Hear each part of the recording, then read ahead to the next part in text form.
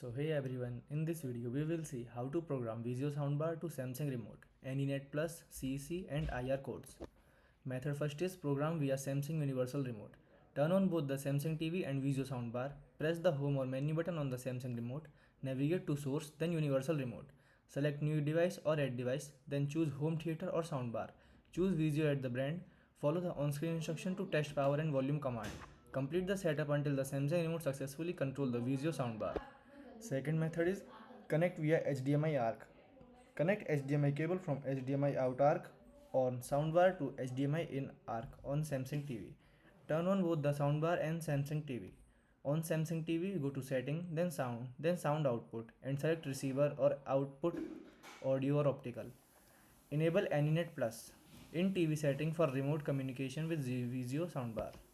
Third method is connect via Bluetooth. Turn on the soundbar, press and hold the Bluetooth button on the soundbar or remote for 5 seconds until LED light blink. One on your Samsung TV, go to setting, then sound output, then Bluetooth, then speaker list.